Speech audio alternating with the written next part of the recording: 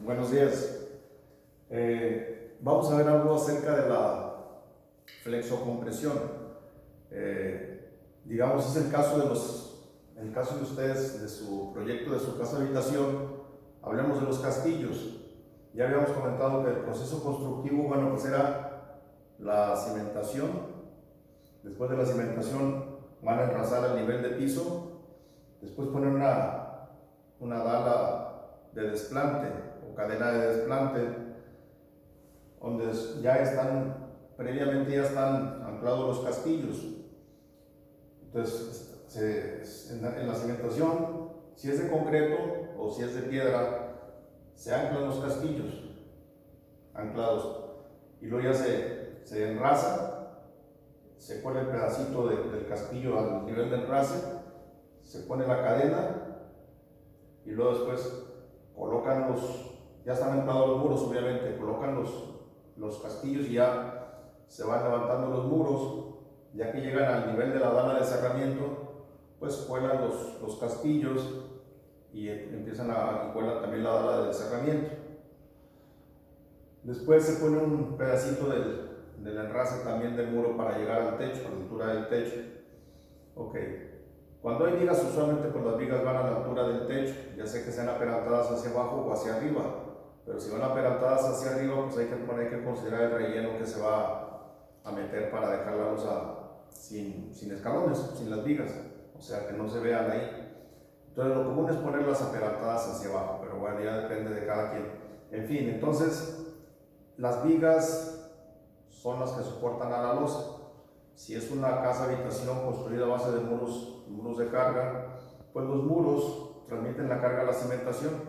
Y cuando hay una viga, pues la viga recibe la carga de la losa y la pasa al castillo. Y el castillo pues ya la distribuye en la cimentación.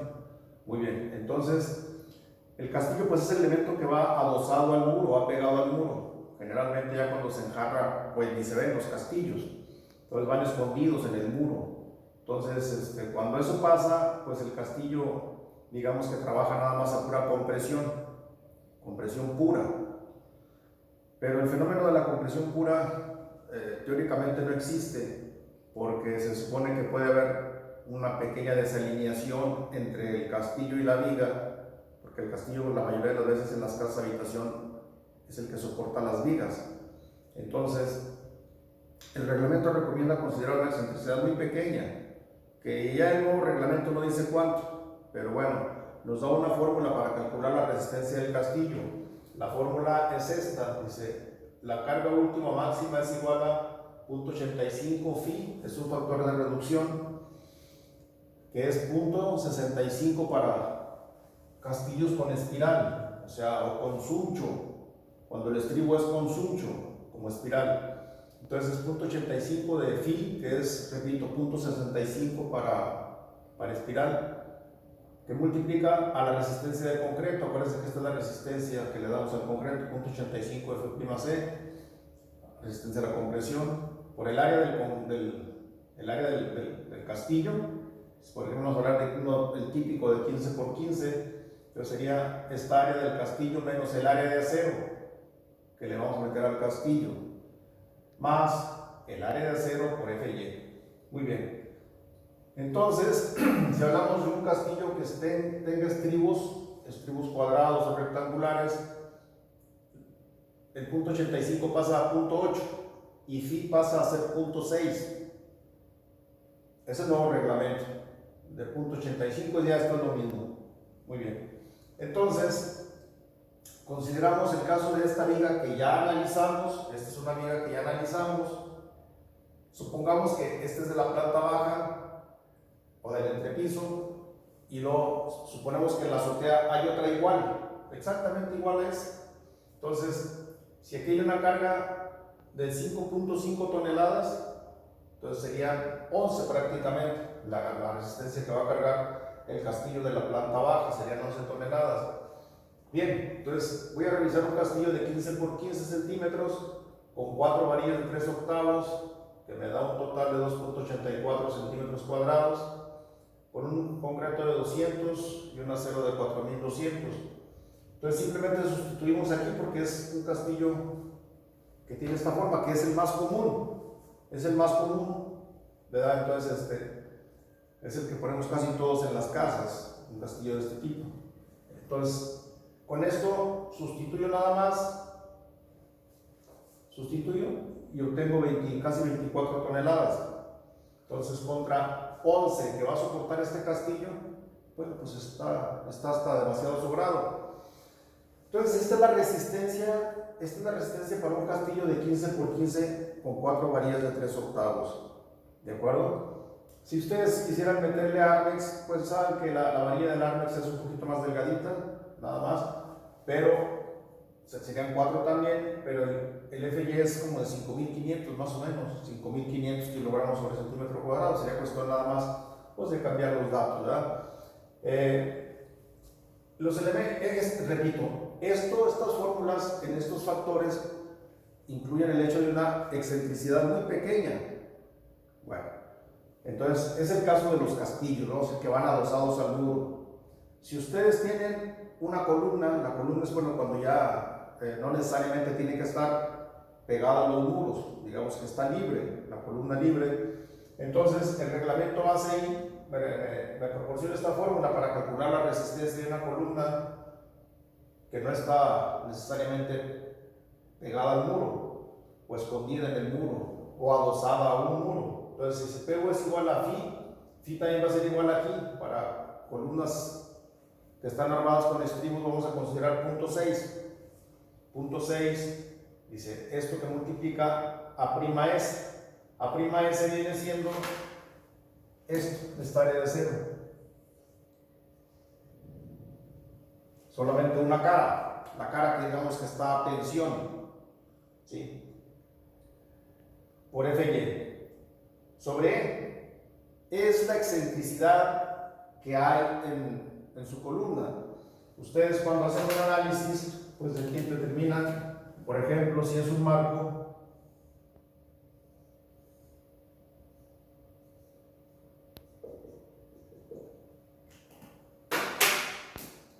pues calculan los momentos.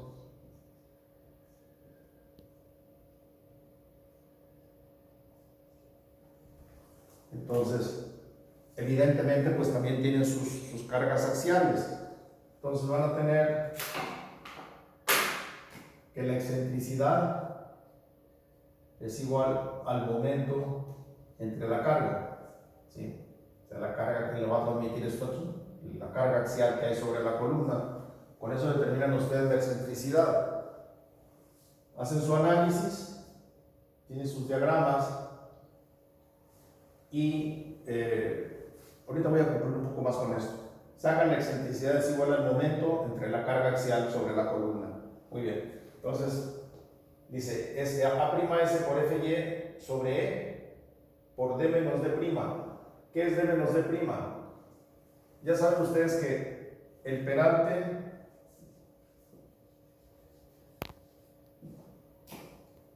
esto viene siendo el peralte efectivo es aquí. Este es el recubrimiento, esto es R, es el recubrimiento, y esto es lo que se conoce como, es otro recubrimiento, en realidad esto es D', entonces esto es D, es el peralte de menos D', es eso de ahí, ¿de acuerdo? Entonces, esto es D menos D', más 0.5, es una constante. Esta fórmula sale de hacer el equilibrio interno en la columna, ¿sí? Ok, más B por T, esto es B y esto es T. Se le llama T para no confundir, porque si le pongo H, lo puedo confundir con la altura de la columna. Entonces, por esa razón le pongo T, B por T. No le pongo H para no confundir con la altura de la columna. Entonces dice B por T, que viene siendo la sección por F'C, entre 3TE, por la excentricidad, es la 3 por T por la excentricidad, entre D cuadrada. Acuérdense que D, repito, D es la distancia desde la cero en tensión hasta la última fibra en compresión. D es sería T menos el recubrimiento, es del peralte efectivo, más 1.18, que es otra constante. Ok, entonces, si yo usara esta fórmula, tendría que manejar lo que la norma me dice respecto a la excentricidad. La excentricidad, ustedes la van a calcular así, pero cuando la excentricidad es demasiado pequeña, el reglamento me dice que maneje el 10% para columnas rectangulares. Para columnas rectangulares esto tiene que ser mayor o igual a 0.10 T.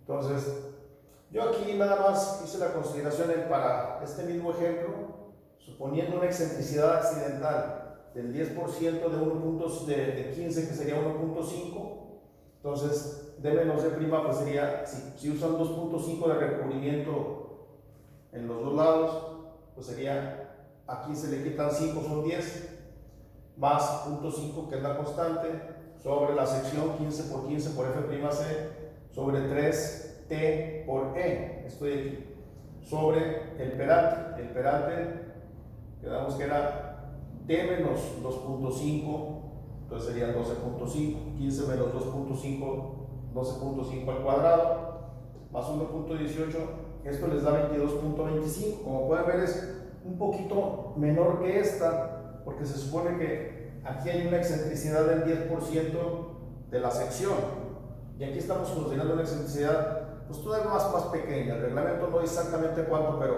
es una excentricidad muy pequeña. Por esa razón me da un poquito menor la resistencia de este castillo que la de acá, ¿de acuerdo? Entonces, sin embargo, pueden usar lo que ustedes gusten, la diferencia no es muy grande. En cualquiera de los casos estamos hablando de este castillo que hay aquí, este castillo que sería el apoyo aquí, este castillo me daría una carga axial de 5.5, que serían 11. Esas 11 son a nivel de cargas de servicio. Si ustedes multiplican el 11 por 1.5, que es la carga que estamos manejando, el factor de carga, les daría 17.5, la carga última. Entonces, pasa tranquilamente. O sea, esto multiplicado por el factor de carga, que es 1.55, les daría 17.5, que es menor a 23.9 o incluso menor a 22.25. Entonces, ¿qué van a hacer ustedes? Checar que sus castillos no tengan una carga. La carga esta la van a factorizar, porque estas son a nivel de cargas de servicio. Acuérdense, estos niveles de cargas de servicio las factorizan para que sean cargas últimas y las comparan con cualquiera de los dos, la que ustedes quieran. Y si es menor, pues adelante, el castillo resiste perfectamente. Pero si la carga que llega a su castillo es más grande que cualquiera de estos, tienen dos opciones. Una opción es pues aumentar la dimensión del castillo o meterle más acero, o ambas cosas. Entonces, repito, cuando sean castillos que están pegados al muro o escondidos en el muro, adosados al muro, pueden usar cualquiera de estas dos.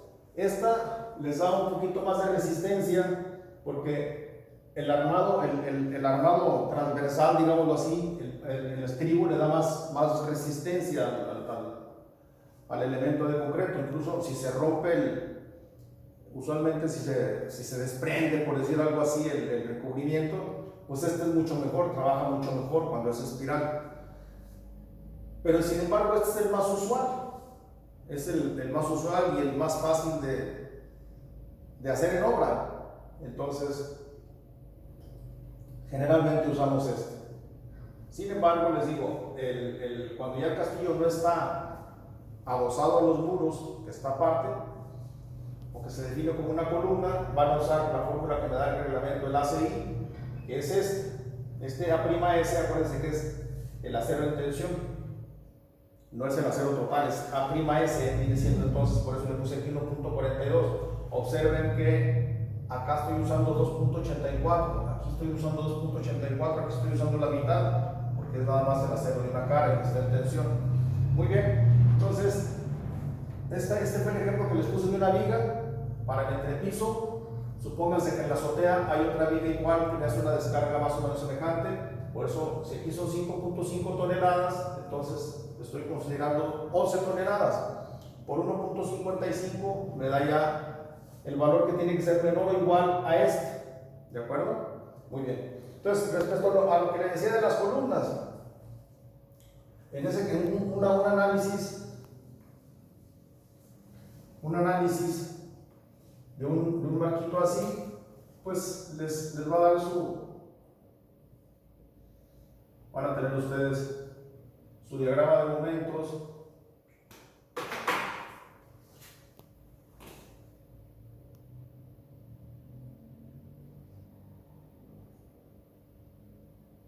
Si puede ser una carga uniformemente distribuida,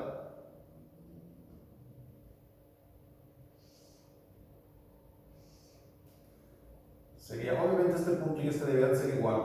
Si es simétrico, este punto y este deberían ser igual. Entonces vamos a hablar así. Que no se ve muy parejo, vamos a ver. Así.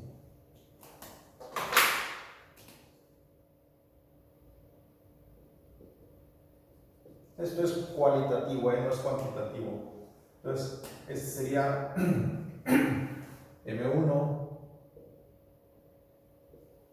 M2, M3 y M4. Que si el marco es simétrico, pues M1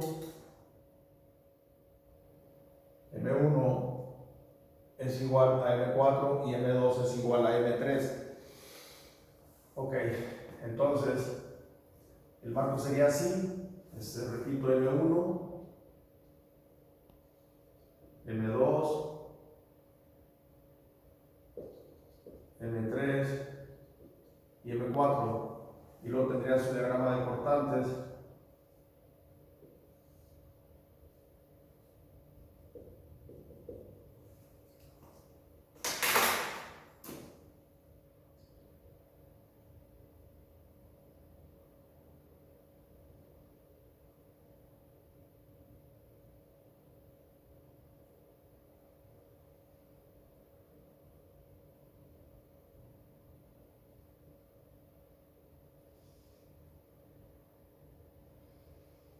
Este es el diagrama de cortantes.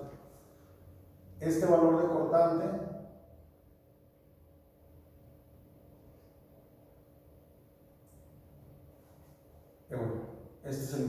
este es el mismo que aquí. Cortante en la columna, cortante en la columna, cortante en la viga y es el cortante en la columna. Entonces, este cortante en la columna sería la carga axial. Si ustedes analizan esta viga, esta columna, tendría su carga axial y su momento.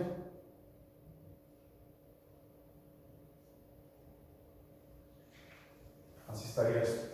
Entonces, la carga axial de su columna sería aquí sería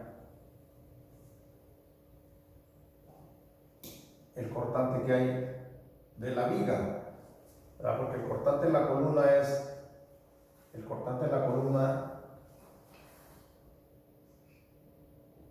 es igual al momento 1 más el momento 2 entre la altura de la columna.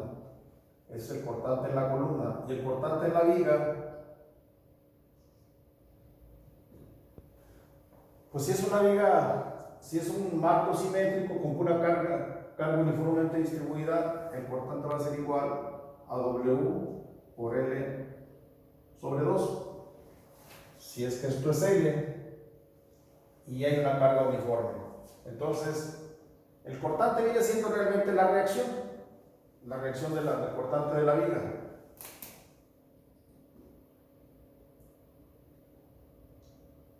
Así lo dejamos. El cortante de la viga es igual a WL sobre 2. Si fuese un marco simétrico, si no, bueno, pues habría que analizarlo.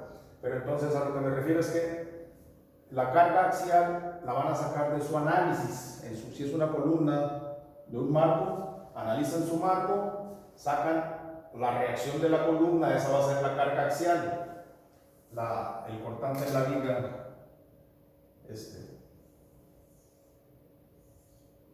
aquí, ok.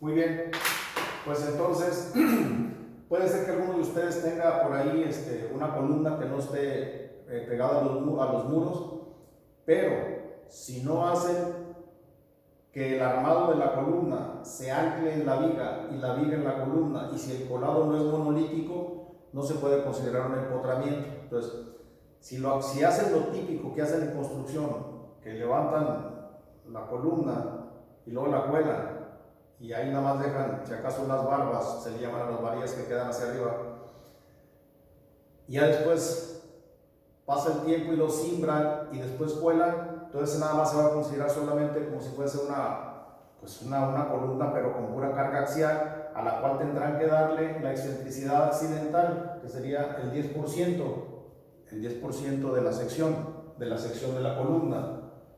Por aquellos, esa es una excentricidad accidental que se da, repito, por si no coincide el centroide de la viga, el eje rectilíneo de la viga con el de la columna, que generalmente no pasa así. Entonces se tiene que considerar una excentricidad accidental, que es el 10% de la sección. Muy bien, entonces esta es la fórmula para calcular la resistencia de un castillo, es decir, un elemento a compresión, con espiral o con suncho. Y esta es la fórmula para calcular la resistencia última de una columna con estribos rectangulares. Bien. Se considera una muy pequeña excentricidad en estas dos. Y esta fórmula es la que me da el reglamento del ACI para calcular la resistencia de una columna que tiene nada más flexión en una sola dirección. Para el caso de flexión en dos direcciones ya lo vamos a ver más adelante. Entonces, cuando hay flexión en una sola dirección, pues ustedes analizan su marco, calculan sus momentos, hacen sus diagramas y determinan la excentricidad dividiendo el momento entre la carga. Esta carga P viene siendo que damos el cortante de la viga. Ese es esto de aquí. Si quieren ponerle aquí P, le pueden poner esto es igual a P. Muy bien. Entonces, el momento entre la carga les da la excentricidad, que tiene que ser más grande del 10% del accidental, del 10% de la sección. Y ya pueden usar esta fórmula. Pero repito, para castillos, si ustedes quieren usar esta fórmula no hay problema, nada más le dan la excentricidad mínima, que es el 10% de la sección. Si es una columna rectangular, si fuera una columna circular, el reglamento me dice que es el 5% de la sección. Muy bien, entonces, pues con esto ya pueden ustedes empezar a calcular sus castillos. Hay que hacer sus bajadas de carga, recuerden. La viga está soportando a la losa y la viga transmite las cargas a los castillos, ¿de acuerdo? Muy bien. Y ya después va toda la cimentación. Bueno, pues por hoy en cuanto a los elementos en compresión sería todo. Repito, para castillos y para columnas. Buen día.